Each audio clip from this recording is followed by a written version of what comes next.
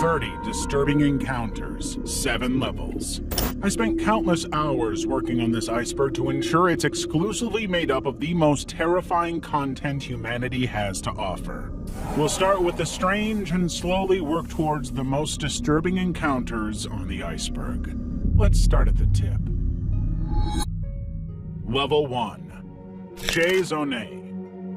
On October 9th, 2017, Shay Zonay took her daughter out for a cute day together, spending a few hours at the mall. But when they arrived at the food court, their fun day was about to take a very sinister turn. Shay had been filming the entire adventure, which she later uploaded as a 22.5-minute video, including an extremely unsettling, disturbing encounter. At the food court, Shay allowed her daughter to go play in the play area with all the other kids. But while she sat with the other parents, Shay started to notice something strange and kind of unsettling. An odd-looking man was hanging around the play area, looking right at Shay's daughter, along with 2 other little girls who were there with their mom, but no fathers. Initially, Shay assumed that maybe this man was the father of one of these children. But the more she watched her daughter play, the more she noticed that this strange man was pacing back and forth behind her, as if waiting to do something very, very sinister. And that's when Shay knew she had to step in and get out of there. Shay rushed in, picking her up and deciding that they had to go home right away. Obviously, her daughter was disappointed, but the risk and threat to her life were too significant to ignore.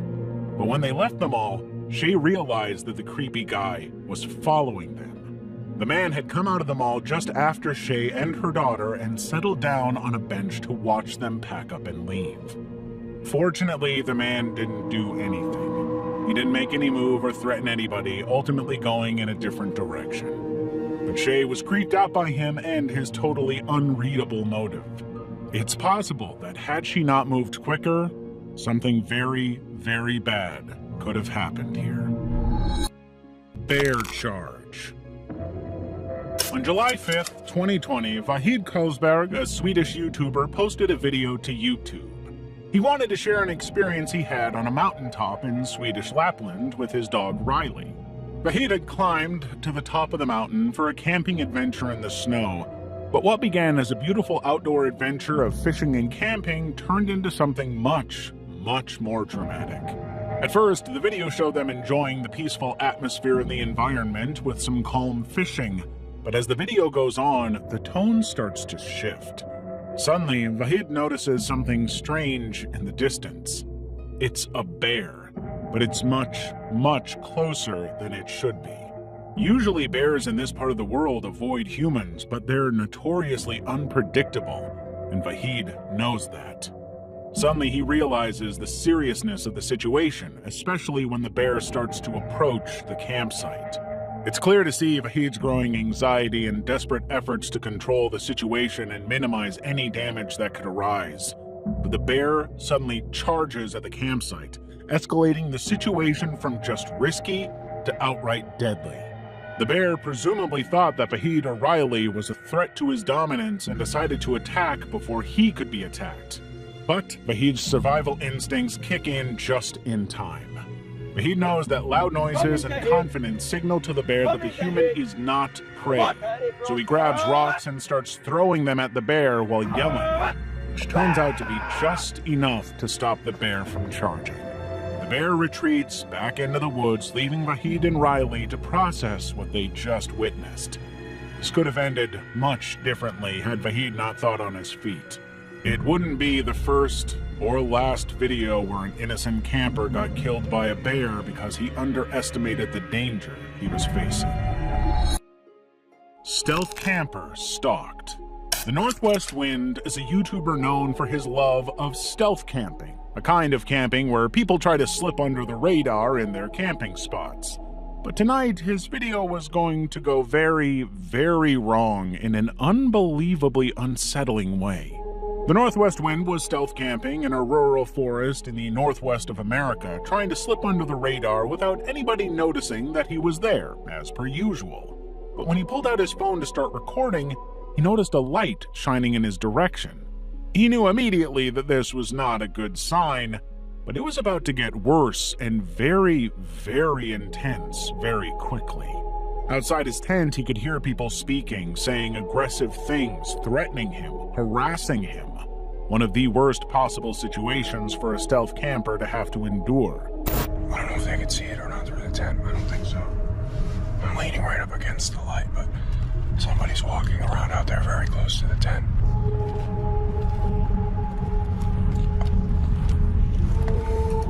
He knew that the situation was about to turn very, very nasty if he didn't do anything. So he did the only thing he could think of to calm the situation and not escalate it anymore. He ran. Holding his phone tightly, he recorded the entire encounter, abandoning his camping gear and fleeing into the darkness. The video was too dark to make out who might be hunting him down, but the terrified desperation in his voice can't be ignored. But then, he trips and falls at a horrible moment just as the camera cuts out, leaving us unaware of what happens next. Of course, we know that he managed to get away, as he's continued to put out videos, but he's never actually spoken about who caught him, why they chased him, or really what happened after this. All of his camping and video equipment was lost, but in fleeing the scene, he may well have saved his life. Level 2. Woman in the Road. On June 2nd, 2018, around 1:46 a.m., police in Texas were on a routine evening patrol with their dash cams on. But Sergeant Scott happened to notice a very unusual situation. The car ahead of him inexplicably swerved and braked in a highly erratic way. Initially suspecting that the driver may be under the influence or maybe even having a medical issue, Scott was ready to pull over. But then he noticed that the car had actually reacted to what seemed to be an object lying in the middle of the road. It looked like nothing Scott had seen. But as his car got closer, he realized that it was not an object, it was actually a woman. Her body was just laying there on the road, lifeless and asking for trouble. Obviously, he had no choice but to pull over and check it out, hoping that she wasn't dead, or that he could do something to avoid a serious accident. Fortunately, she wasn't dead. By the time Sergeant Scott got there, he could see that she was just unconscious in the worst possible place, but now he had to find a way to get her out of the road and away from danger. After waking her up, he managed to get her on her feet and tried to move her out of the way of the dangerous oncoming traffic, but it was clear that the woman was drunk. She had been behind the wheel, unable to drive the car with any coherence. Her erratic behavior ended with the car being run into a nearby ditch before she got out and walked back to the road. But her drunkenness got the better of her, leading her to pass out in the street just moments later. It was fortunate that Sergeant Scott got there when he did, as multiple cars got dangerously close to hitting her. And if they hadn't swerved, she would certainly have been killed by the impact. Motorcyclist saves pink-haired woman. This biker was going about his business, preparing to make a delivery when he noticed a pink-haired woman rushing toward him, followed by a shady-looking and clearly agitated man. She's distressed, begging the biker to help her. Even in the footage, her distress is clear. This guy is not in his right mind. He's been chasing her for some time, and he was yelling something incoherent that was sending her into panic. It's obvious she had no clue who he is. But she had just found the one guy who was willing to help her. He could read the situation instantly, and he was not prepared to let it continue. As the man got closer to the bike, it became clear that he was on some kind of substance or drunk, totally incoherent and rambling, and a clear danger to himself and to others.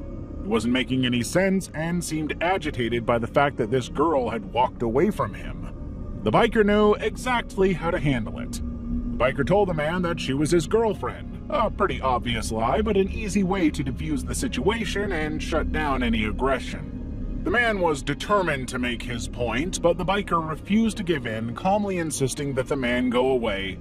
And it worked. The man gave up fighting against the biker's wishes, choosing to wander off into the night rather than continue a losing battle.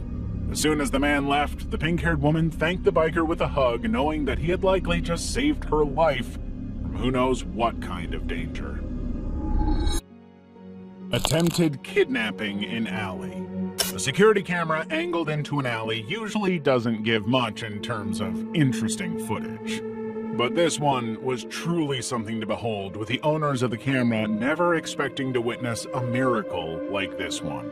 At first glance, this footage makes absolutely no sense. This young girl in the red coat seems to be waiting for something, maybe a ride or a friend or something, but suddenly she bolts off camera as if she's visibly terrified of something she just saw out of frame. When the owner of the camera first saw the footage, they had the same confused reaction. What did she see that gave her such an intense fright? So they rewound the footage back to the beginning, hoping to try and make sense of it. That's when it all fell into place. The girl had been walking down the alley alone, likely heading home, when a car suddenly pulled up beside her. Initially, she doesn't pay much attention to it, but the door opens and a hooded man in a mask goes to step out. He's obviously about to kidnap her, something that she also sees coming. She starts to back up, clearly terrified of the situation. But just as the car is about to back up and make a second attempt at grabbing her, a stray dog rounds the corner and charges with some force. He starts aggressively barking at the man in the car, scaring him enough to send the driver speeding away. The dog didn't belong to the girl or to the building or the owners of the camera. It was truly just a stray dog that happened to arrive at the perfect moment and became the hero of the internet. Had he not shown up at all, it's seriously unpleasant to think about what this poor girl would have gone through. And it's an absolute miracle that this dog knew what to do at that moment. But not as much of a miracle as it would be if you could hit that subscribe button. Let's keep moving to Level 3. Level 3. Masked Forest People. It was January 2015, and a group of film students in New Zealand were filming footage for one of their class projects near Auckland's Parnell railway station. The footage wasn't anything particularly special, just authentic footage from the surrounding environment that they could use for their eventual project. But suddenly they noticed something strange and, frankly, unsettling. In the long grass beside the train tracks, they saw a couple, seemingly a man and a woman, both wearing creepy white masks. They weren't doing anything, just standing there, staring at them. It was a deeply unsettling thing to happen to catch on camera, and something that the students laughed off, convinced that this was a prank. But then they started moving in strange ways, as if in formation. One of them climbed onto a nearby tanker and just silently stared.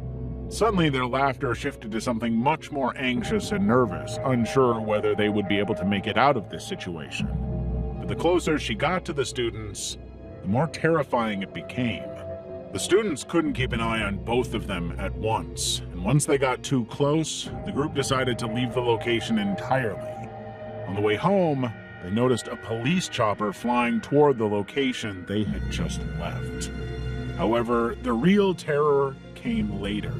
When the students got back home, they looked over the footage they captured and found something truly horrifying. While they hadn't noticed it in the moment, they could see that the couple were seemingly holding something in their hands. And that something looked suspiciously like a gun. One of them seemed to be holding a pistol as she walked, something that's undeniable when you see the clip. It's not clear who called the cops, but this was not the first time the couple scared people in the community this way. Creepy Elder. In Mexico City, Maria, an Uber driver, arrived in a dangerous area of the city to pick up her passengers. But when she arrived, the passengers weren't ready to go, so Maria had no choice but to wait when she happened to notice an old man wandering around this empty street. After wandering around aimlessly for a while, he notices her vehicle. Suddenly, he starts walking toward the car, circling it for a little while before he escalates the situation, leaning in to stare inside right at Maria. But he doesn't seem to do anything else. Obviously, Maria was deeply unnerved by the whole thing, which is exactly why she pulled out her phone to record the weird behavior. Nobody would have believed her if she told them what she had experienced. But even though he was being exceptionally creepy, the old man didn't do anything openly threatening. He just stood and kept staring without any effort to interact with Maria. He moved around to look through every single window in the car, a seriously creepy thing to do with no clear motive. He wasn't trying to get inside, he wasn't trying to break in, he was just standing and staring as though he had been possessed by something. Eventually, Maria's passengers arrived at the location, ready to leave, but by then the old man was firmly fixed on staring inside the vehicle. Maria, of course, wasted no time. The second the passengers were inside, she sped off into the distance, leaving the old man alone and still staring blankly ahead of him. When the footage was uploaded, the internet was fascinated by the uneasy vibe of the whole clip. There's truly no rational reason for the old man to be doing this, yet he has no interest in stopping. It's highly likely he was on some kind of intense drug leading him to hallucinate something that wasn't there. But that just means Maria and her passengers should be happy that the situation did not escalate.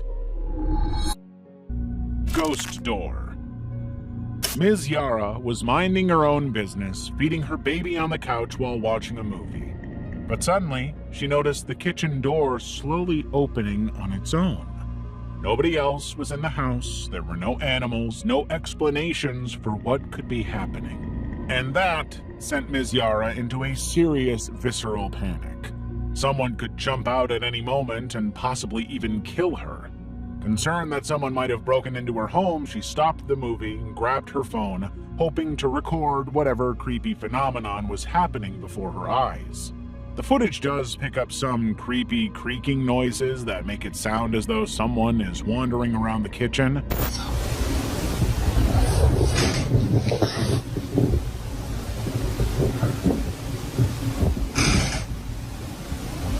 Oh my God.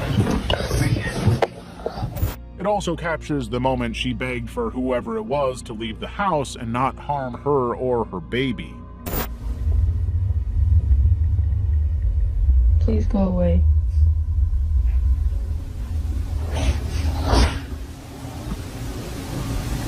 Please go away.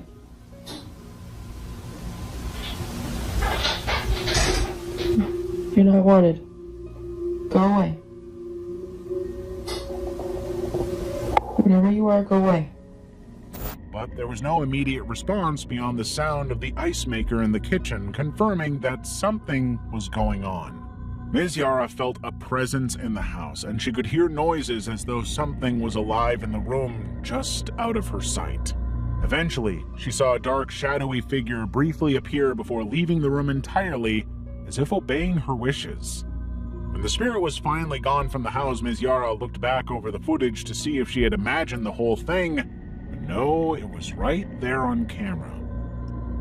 She uploaded the footage, hoping that people online would have experienced a similar situation, but most people who saw the footage were just shocked that Ms. Yara was brave enough not to leave her house. Sushi Potato groped in public. During a 2021 live stream in Tokyo, Japanese Twitch streamer Sushi Potato encountered 3 male fans who requested photos with her. Initially happy to encounter her fans, she agreed while positioning her hand over her low-cut top for modesty. But one man demanded she remove her hand, and when she refused, another forcibly grabbed her wrist to pry it away from her chest. The camera captured her frozen expression as the group took pictures while she stood rigid, her jaw clenched and eyes wide. She had just been harassed in front of the world. This violation occurred months after she suffered another public harassment incident. While live streaming in June 2021, Sushi Potato had sat cross-legged on a sidewalk to chat with a stranger. As they listened to music together, the man suddenly reached toward her boobs. She threw water at him and forced him to leave the scene before it could escalate further. Both assaults unfolded during street streams with the world watching, showing how bold and unashamed the harassers were. In the photo incident, the men maintained smiles throughout, treating the attack as a game, as if she had no real feelings or humanity about her. But in both cases, Sushi Potato resumes the stream immediately afterward, but her voice can be heard shaking. The video later circulated internationally in 2024, falsely attributed to India until fact-checkers identified the Tokyo location through cinema signage and verified Sushi Potato's streaming history. Bandit attack. On November 30th, 2018, Utah natives Bryant and Lauren Swenson found themselves navigating Kenya's rugged Kijabe Road, a last-minute route switch to avoid the blocked-up traffic on the main roads. Their Toyota Land Cruiser was also carrying fitness trainer Shiv Simani and colleague Collins Monde on a routine drive that turned lethal within seconds. As they rounded a bend, they encountered a stalled public van surrounded by 3 masked men, bandits. 2 of the bandits brandished machetes, their blades glinting in the sunlight, while a third fumbled with a handgun tucked in his waistband. The ambush site had been strategically chosen. Potholes and rough terrain forced vehicles to slow, giving attackers an advantage. The Swensons' dashcam footage showed the robbers sprinting toward their Land Cruiser, weapons raised. Bryant slammed the manual transmission into reverse, buying critical seconds to roll up the windows as Lauren shouted, "Drive!" The footage shows the bandits closing in, swinging machetes at an accelerating vehicle. But Bryant shifted gears again, lurching forward through a cloud of dust as their steel blades struck the car. The police opened fire on the gang just as they escaped the scene with their lives intact. Unknown to them, they'd passed 2 armed officers minutes before the attack but chose not to stop and pick them up, saving them from a potentially deadly firefight. Kenyan media later reported the ambush occurred along a known crime corridor, though the Swensons had no prior warning. Armed robbery in NOLA. It was February 10th, 2025, and a couple was walking through the dimly lit streets of Broadmoor, New Orleans, just after 9:30 p.m. This surveillance footage captures the moment that their casual conversation abruptly stops as a hooded figure emerges from a side alley, blocking their path with a pistol aimed at chest height. The husband instantly steps in front of his wife, moving them around the front of a parked car to shield themselves from any potential injury. But the assailant, whose face is obscured by a black ski mask, gestures violently with the weapon, suggesting he's demanding something. But the messy audio makes it impossible to know.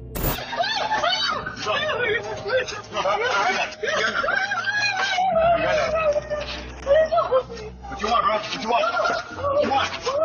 What you want? For the next few seconds, the gunman waves the gun around until finally the husband removes his jacket and hands it over to the guy. Satisfied with what he has, the man immediately flees the scene.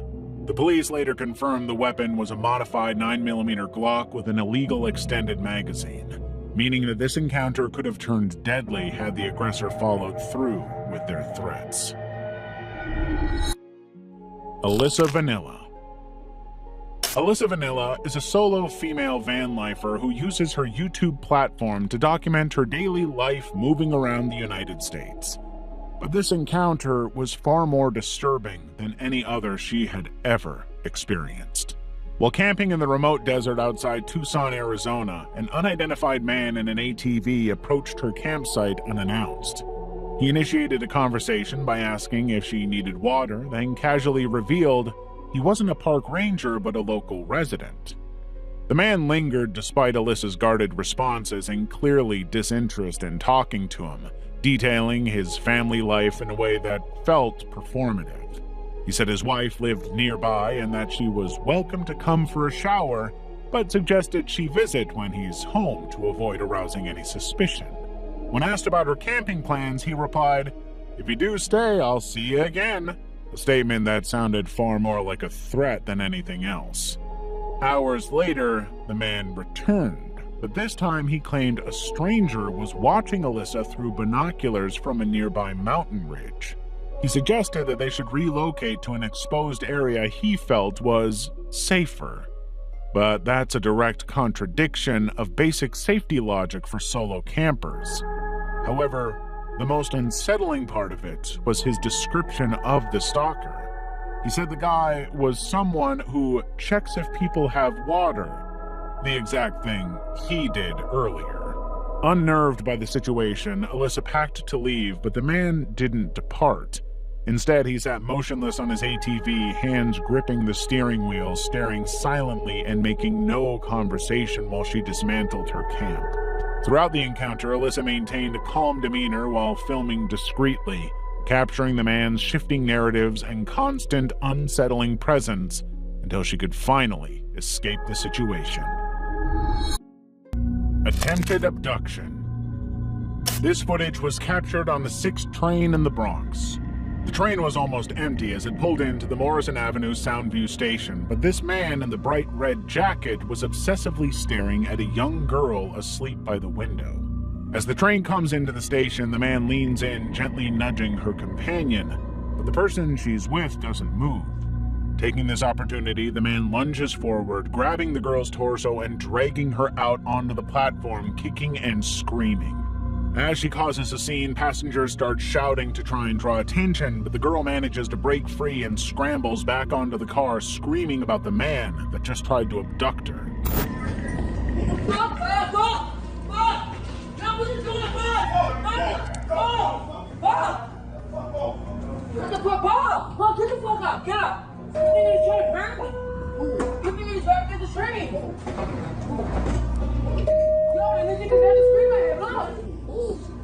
The guy who did it doesn't even try to run. He just sits there watching as the train leaves, knowing that he was never going to get caught.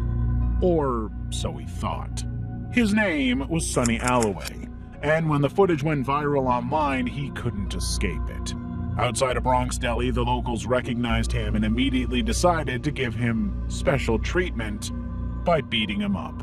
He insisted he didn't do anything, but police were on the scene to arrest him within minutes. Fortunately, the woman wasn't hurt, but she never formally reported the incident, leaving prosecutors reliant on the video and witness accounts. However, Alloway had a long criminal history, including prior weapons and assault charges. Carolina Judah. A young TikToker, Carolina Judah, was walking home late at night when she realized that a man was following her through the foggy streets. She got on her bus home, but the man was still following her. When she got off the bus and continued her journey home, he was right there at every step of the way. And no matter how much she tried to ignore him, he was always there and always caught on her camera. Even when she started speeding up, it seems like he's chasing her, not letting up for even a moment. But suddenly the situation escalated as he began shouting something at her. Carolina couldn't make out exactly what he was shouting, but it was clear that he was behaving very strangely, as though he had been drinking or indulging in some kind of drugs. The second she turned the corner, Carolina sprinted her way home, determined to escape him, but she was not out of the woods. 23 minutes after arriving home, she heard the doorbell at the gate start to ring. She knew that he had found her home. Terrified of how unhinged this man was behaving, she called her mom, but her mom didn't pick up. When she peered outside the window, she could see the man standing right outside her gate, as though waiting for her. Tired of playing her game, he jumped her gate and tried to open her door directly. Carolina locked herself in the bathroom, continuing to call her parents until they picked up, allowing her to finally explain the situation. Eventually, he stopped trying to get into her home, but Carolina didn't move. She was afraid that it was a trap. Her parents eventually arrived, but the man was long gone. And when the video was uploaded to TikTok, Carolina was cruelly criticized by people who argued that she should have led the stalker to a well-lit, populated area. But given that there was no place like that on her way home, her options were very much limited. There was nothing she could have done. Soaked woman. In 2022, a TikToker went on a late-night drive in a remote area of Belmont, Michigan, when she happened to spot a woman who looked like she was soaking wet on the side of the road. It didn't make any sense. It hadn't been raining anytime soon, and it seemed unlikely that this woman had come from any kind of home. The TikToker naturally came to the conclusion that this bizarre situation must have been some kind of trap to get her out of the car and ambush her. She could be robbed or killed or something else altogether. So she decided to keep driving, but to call the police to inform them of the situation. When the officers eventually arrived at the scene, they found the woman on her hands and knees, still soaking wet. When they interviewed her, she was completely confused. She had no idea who she was, how she got there, or why, but the TikToker couldn't let it go. The next day, she drove back to the location and began looking around to try and figure out how exactly this woman could have gotten so drenched in such a dry area. She discovered a nearby river, which explained quite a lot about what happened. As it turns out, the woman was a missing person from Kalamazoo. She had no idea what had happened to her, where she came from, or even that she fell into the river or made it to Belmont. It was as though her entire week had never happened. Mom of 4. On February 10th, 2022, Calvin Crew climbed into Christina Spicuzza's Uber wearing a hood and mask. For the next 18 minutes, Christina's dashcam captured her trying to make casual conversation with a man who is clearly muttering incoherently. But then, he shifts to the center seat, yanks her ponytail, and presses a pistol to her skull. Despite the intense situation, Christina calmly begs him for mercy, explaining that she has 4 children at home. But Crew coldly replies, "I have a family too," before snatching her phone and ripping the camera from the dashboard. For the next hour, unseen by the severed cams, Spicuzza is forced to navigate deserted roads while Crew assesses her banking apps to steal her money. Detectives later reconstructed her final moments through GPS data and financial records, revealing transfers initiated under unthinkable duress. Her body was discovered 2 days later in a Monroeville wooded area, face down, with a single gunshot wound to the head and her COVID mask still secured. The murder weapon, registered to Crew's girlfriend, was never recovered and remains lost. Investigators traced Crew through license plate readers, cell tower pings, and a fingerprint he left on the discarded dashcam. His girlfriend testified he'd used her account to order the Uber and later confessed to the killing during a FaceTime call. At trial, prosecutors presented the harrowing video and testimony from Spicuzza's partner, who reported her missing when she failed to return home. On February 10th, 2025, exactly 3 years after the murder, the jury convicted Crew of first-degree murder after less than an hour of deliberation. Level 4. Home Invasion. In 2015, a homeowner returned home in San Jose, California to discover that his door was open. Somebody had forced their way into his house, stealing some of his most precious valuables but leaving not too much damage. However, the investigating police strongly advised the family to invest in a security camera system to protect themselves from any future incidents that could repeat. So they took the advice very seriously, installing a number of cameras to keep an eye on the situation. Months later, in that same year, those same cameras happened to capture one of the most horrifying, stressful situations the family had ever experienced. At 10:55 a.m., 2 burglars arrived at the house, walking around the back of the property and discovering an unlocked sliding door. They quietly slipped inside, unaware that they're on camera the whole time. They immediately went to the kitchen, taking a look around for anything valuable to take with them, and also to grab some knives in case they happened to encounter an unfortunate member of the family.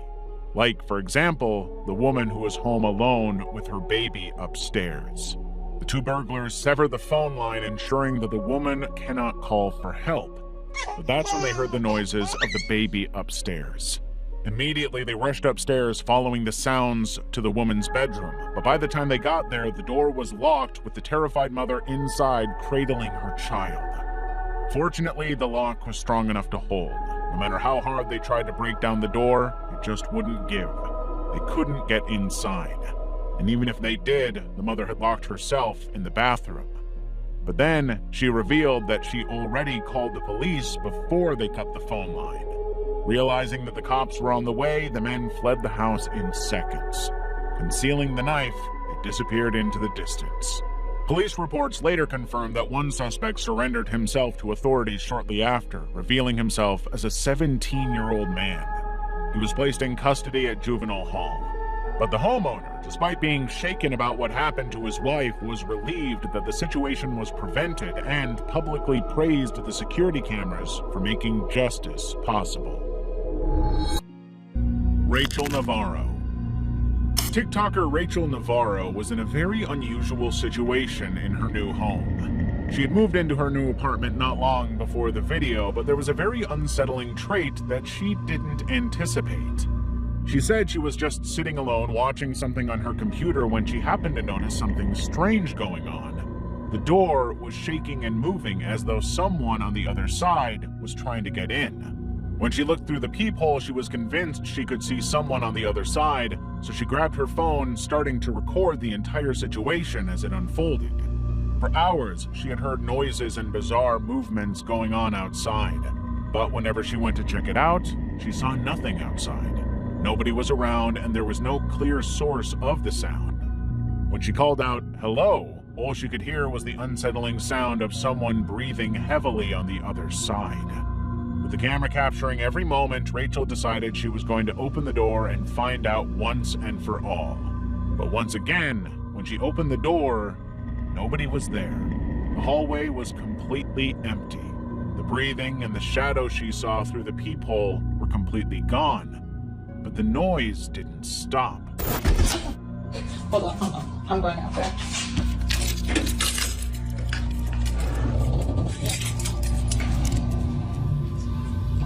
The video picked up the bizarre sounds of the extremely dark hallway, the strange whooshing or breathing sounds echoing through the pitch-black hallway.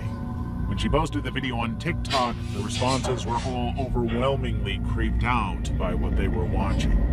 While some were convinced that she had witnessed a ghost, others said that she was being stalked. But pretty much everybody agreed that the only way Rachel would be safe would be to get cameras, or, if she was really uncertain about what was going on, to contact the police before it was too late. Attempted kidnapping. In New York, a group of kids were playing happily outside their home. But suddenly, a car pulled up and a strange man got out, opening the trunk of his car. This unfamiliar bald man started talking to them, approaching them and inviting them into his car. These kids were immediately unnerved by the creepiness of this man, and smart enough to know that if they get into that car, nothing good is going to come of it. They have to get out of this situation immediately. So they quickly ran up the steps to try and get away from him, hoping that he would take the hint and leave the scene. But even though the kids were fleeing into the house, the man had already committed. His trunk was up, waiting. No parents were around. He was not about to give up so easily. The surveillance camera captures the moment as he calmly walks up the steps, hands behind his back. He had no idea he's being recorded as he stops outside the door, peering through the gate. The man tries to force his way into the house, pulling the gate open and entering. The kids had already locked it, protecting themselves from this seemingly deranged predator. He cannot get in. He cannot hurt them. Angry, he tried to pull it with both hands, but the lock was too strong. These kids knew exactly who he was before he even opened his mouth. Now they were out of reach, and he was not going to get inside anytime soon. Half convinced they would just come back outside, the man hangs around by the gate, clearly frustrated and disappointed that he couldn't achieve his sick, twisted goal. He had acted too slowly, targeting the wrong kids for this to work. Eventually, realizing that the ship had sailed, the man had no choice but to get back into his car and leave the scene, presumably on the lookout for his next targets. Woman in the attic. For months, Joe, a New Yorker, was convinced he had a problem in his Fukuoka apartment.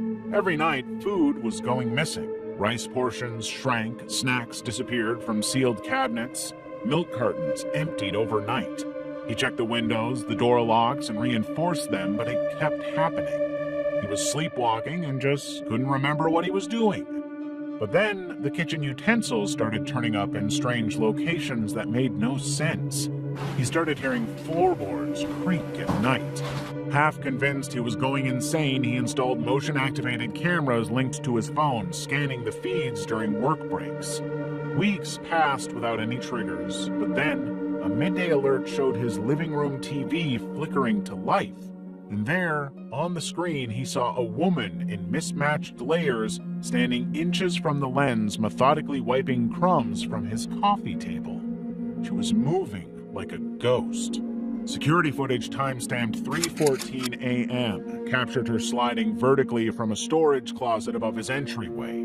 She rationed his leftovers, ate standing at the sink, and scrubbed dishes before retreating back into her hiding spots whenever she heard him. Daylight hours found her curled in the 60-centimeter wide closet space, surrounded by water bottles and a threadbare blanket.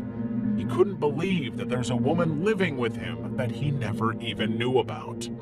Joe went and reviewed older clips to discover that she'd laundered his towels and organized his shoes.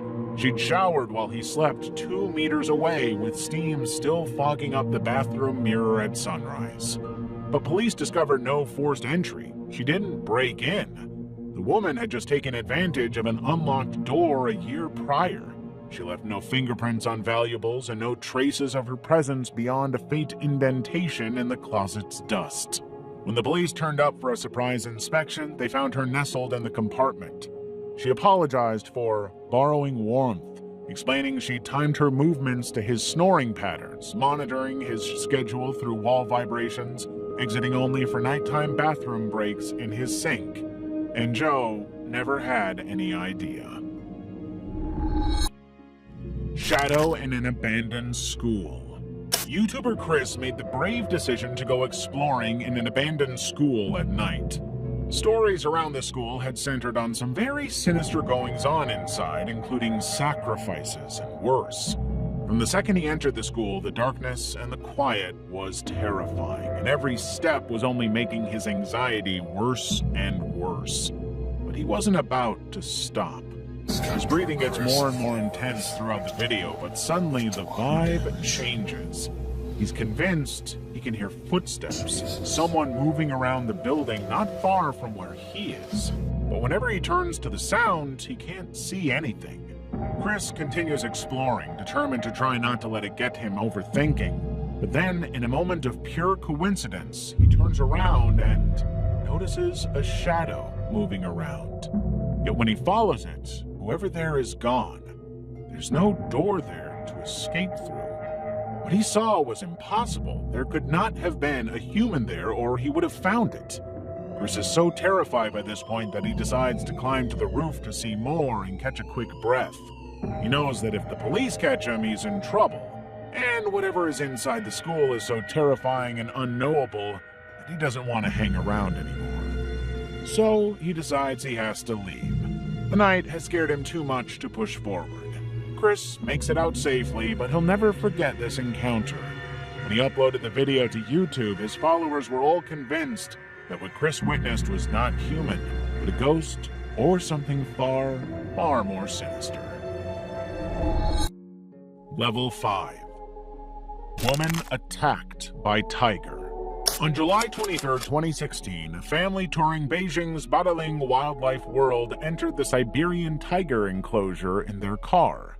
But Zhao Zhang was so irritated by her husband's driving that she decided she wanted to be the one to drive immediately. Security footage shows the car slowing to a stop near the dense foliage. Without any clear warning, Zhao climbs out of the passenger side, walks around the front of the vehicle, and opens the driver's door. She's tense and clearly irritated by the argument within the car. But just as she leans into the car, a 400-pound tiger leaps from the undergrowth. It lunges at Zhao, clamping its jaws around her neck and dragging her backwards into the grass. Her husband scrambles out, shouting, but freezes as the predator vanishes with his wife.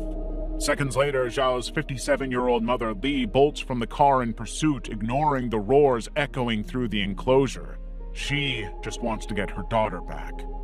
But there's a second tiger stalking the road. And as Li sprints towards her daughter's limp form, which is now partially obscured, the second tiger intercepts her mid-stride and tackles her to the ground.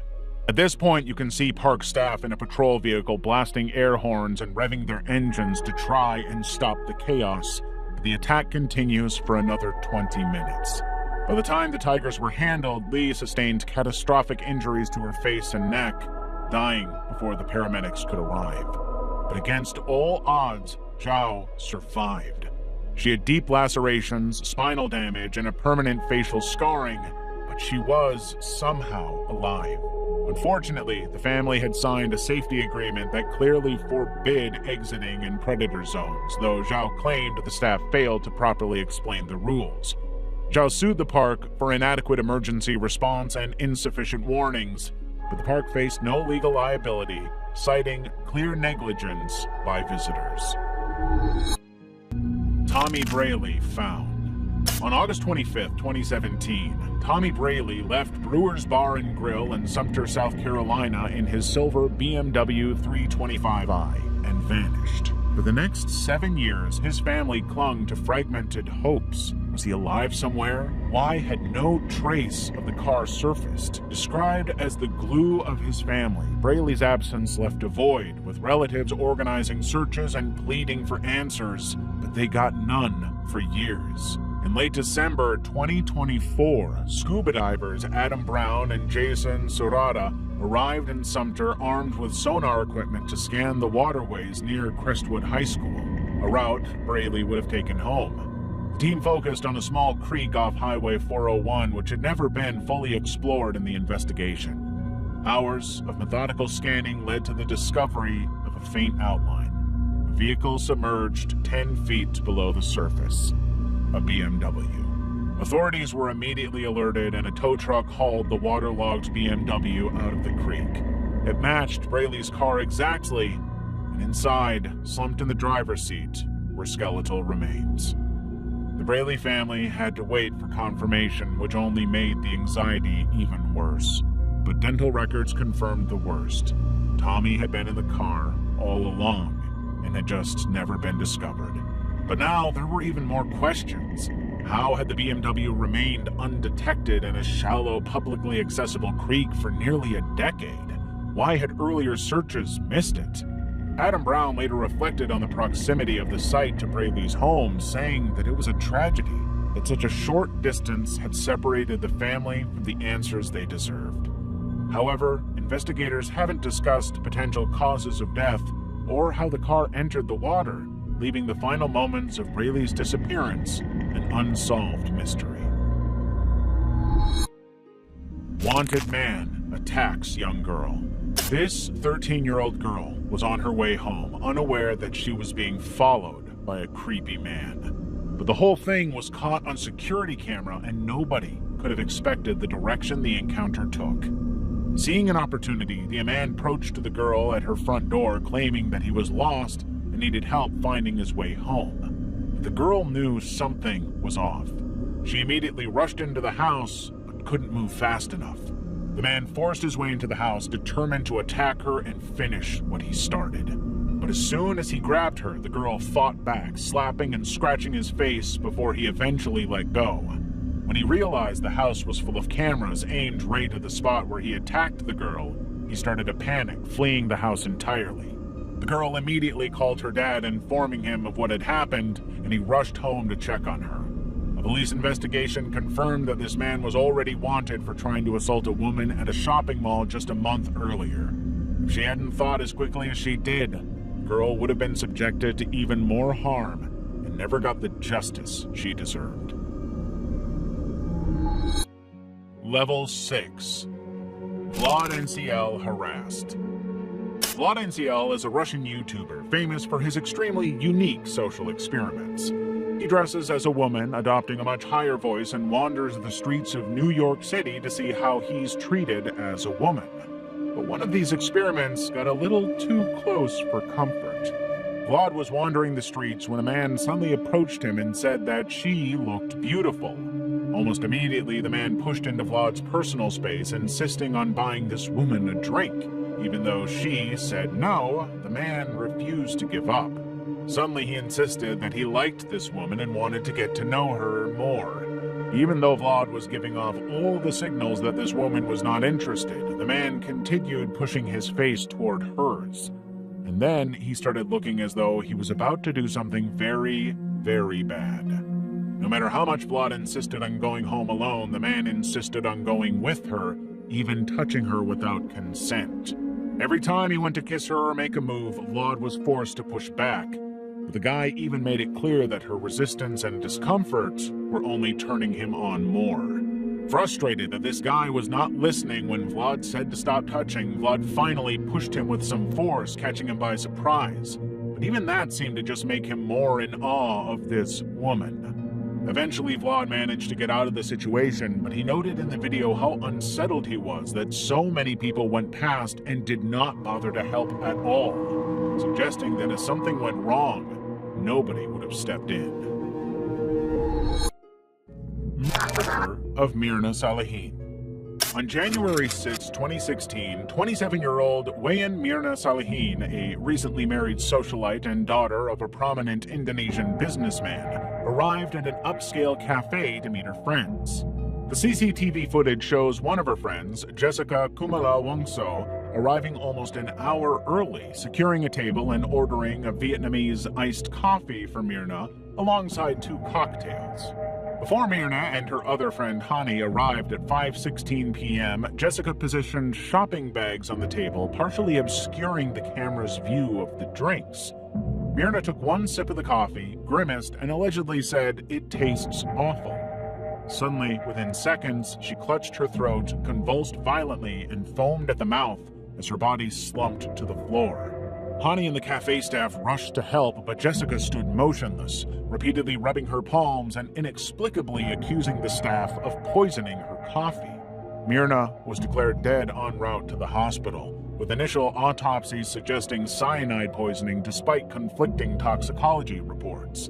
Unfortunately for Jessica, cyanide is known to be irritating to the skin, and she was caught on camera rubbing her hands. The grainy CCTV footage became a focal point of the trial. Everything that Jessica did before her friends showed up, adjusting the bags, handling her purse, and waiting alone with the drinks, was increasingly viewed as highly suspicious behavior. Prosecutors argued she used the bags to hide pouring cyanide into the coffee. Witnesses noticed how calm Jessica was during the chaos, contrasting sharply with Hani's panic. Something was off. But while Jessica was sentenced for the murder, the outcome was never fully determined. The lack of clear evidence meant that it was impossible to say whether or not Jessica was guilty or not, leaving it open to public interpretation. Doreen Erbert. On Halloween night, 1984, Doreen Erbert, 8 months pregnant, stayed home with her 4-year-old daughter, Deanna, while her husband, Charles, left the house to make a quick errand. But during this time, a harsh knock at the door interrupted the evening. When Doreen opened the door, she found herself face to face with a man in a cartoonish wolf mask wielding an 18-inch machete. She screamed at him to get out of the house, pushing Deanna behind the couch to protect her. The attacker used the blade to slash Doreen's abdomen with such force that blood sprayed the ceiling and walls. When Charles returned later, he found the front door unlocked and Doreen dead in a pool of blood, her left hand severed. Their unborn son had been expelled from her womb, laying nearby with a severed leg and fatal chest wound. Blood soaked the floor, walls, and a grinning jack-o'-lantern on a stool. Deanna was the lone survivor, telling her dad how the masked man threatened to come back and finish the job if she spoke about what happened. The police followed a blood trail from the Herberts' home across a pedestrian overpass to William Michael Dennis's neighborhood. They found him bandaging deep cuts on his right hand. Inspecting his house, they found that his garage washing machine contained blood-stained clothes, and his truck's steering wheel was marked by smeared blood. A wolf mask, matching the one worn at a prior Halloween party and left at the crime scene, also appeared in photos inside Dennis's closet. Receipts linked him to a machete matching the murder weapon. The evidence was overwhelming. He also happened to be Doreen's ex. Dennis claimed he'd accidentally cut himself with a kitchen knife, but autopsy reports confirmed Doreen and the fetus died from chopping wounds inflicted by a heavy blade, and neighbors reported seeing a wolf-masked man stalking the Herbert Street earlier that night. When he was finally forced to stand trial, Dennis's psychiatric defense cited delusions stemming from his son's drowning 4 years earlier, which he inexplicably blamed on Doreen, but he couldn't save himself from justice. Kidnapping and murder of Sarah Everard. On the evening of March 3, 2021, Sarah Everard left a friend's house near Clapham Common, London, at 9:00 p.m. CCTV footage captured her walking alone towards Brixton, speaking to her boyfriend on the phone for 14 minutes. At 9:34 p.m., a London bus camera recorded her standing with a police officer near a white Vauxhall Crossland with flashing hazard lights. The officer was the off-duty Metropolitan Police Officer Wayne Cousins, who presented his warrant card and falsely arrested her for violating COVID-19 lockdown rules. He handcuffed her on the pavement and forced her into the vehicle. With his hostage in the car, Cousins drove 80 miles toward Kent, switching cars in Dover shortly before midnight. By 12:57 a.m., his phone was locating him in remote woodlands near Ashford, where he raped Everard before strangling her to death with his police-issued belt. Security cameras later captured him at a Dover service station at 2:34 a.m. He was buying drinks with nobody even thinking to suspect that this man had a woman's body lying dead in the trunk of his car. He transported her body to Hodes Woods, a piece of land he owned, stuffing her remains into an abandoned refrigerator, dousing it with gas and flammable materials. Over the next 3 days, Cousins maintained his routine, attending a dental appointment with his children, emailing his supervisor about his work stress, and returning to the woods to incinerate Everard's body to fully remove any evidence that could be traced back to him. On March 5th, he purchased builder's bags from B&Q, using them as weights to submerge her charred remains in a pond.